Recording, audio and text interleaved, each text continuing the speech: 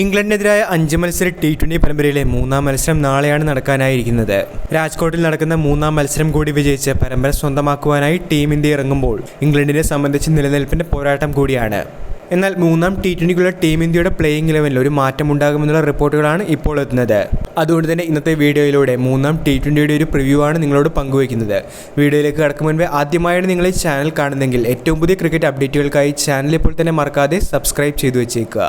Indian സമയം നാളെ 7 മണിക്കാണ് രാജ്കോട്ടിൽ മത്സരം ആരംഭിക്കുന്നത്.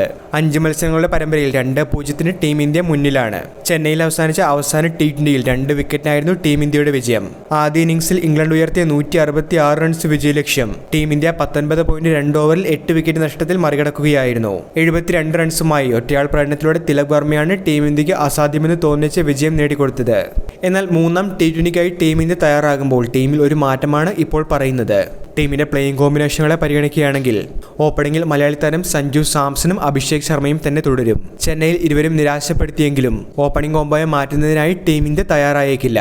3-ാം നമ്പറിൽ സൂര്യകുമാർ യാദവോ തിലക് വർമ്മയോ സാഹചര്യമനുസരിച്ച് ഇവരുടെ പൊസിഷൻ മാറിക്കൊണ്ടിരിക്കും. ഒരു left hand right hand batting combination തന്നെയാണ് ടീം ഇന്ത്യ മെയിൻറ്റെയിൻ ചെയ്യാനായി ശ്രമിക്കുന്നത്.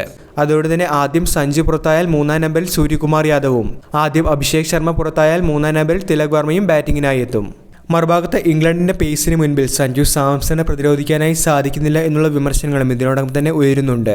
സഞ്ജുവിനെ പോലെ തന്നെ സൂര്യകുമാർ യാദവിനും പ്രതീക്ഷിച്ച ഒരു പ്രകടനം കാഴ്ചവെക്കാനായി സാധിക്കുന്നില്ല എന്നും വിമർശകർ ചൂണ്ടിക്കാട്ടുന്നുണ്ട്.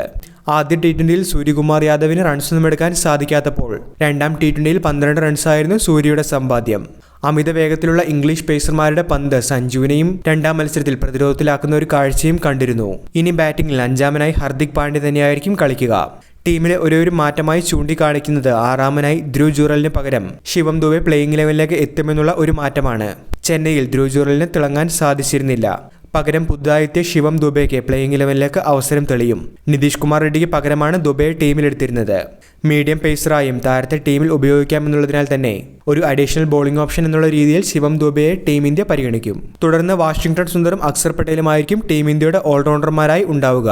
പേസ് ആക്രമണങ്ങൾക്ക് അർഷ്ദീപ് സിംഗ് നേതൃത്വം നൽകുമ്പോൾ മുഹമ്മദ് ഷമിക്ക് 3-ാം T20യിലും അവസരമുണ്ടാകില്ല എന്നുള്ള റിപ്പോർട്ടുകളാണ് കാണുന്നത്. സ്പിന്നർമാരായി വരുൺ ചക്രവർത്തിയും രവി ബിഷ്ണോയും ടീമിന്റെ പ്ലേയിങ് 11-ൽ തുടരും. അതോടെ തന്നെ 3-ആം T20ക്കുള്ള ഇന്ത്യയുടെ പ്ലേയിങ് 11-നെ പരിഗണിക്കുകയാണെങ്കിൽ അഭിഷേക് ശർമ്മ, സഞ്ജു സാംസൺ, സൂര്യകുമാർ യാദവ്, തിലക് വർമ്മ, ഹർദിക് പാണ്ഡ്യ, ശിവം ദുബെ, വാഷിംഗ്ടൺ സുന്ദർ, അക്സർ പട്ടേൽ, രവി ബിഷ്ണോയ്, വരുൺ ചക്രവർത്തി, അർഷ്ദീപ് സിംഗ് എന്നിവരായിരിക്കും ടീമിലുണ്ടാവുക.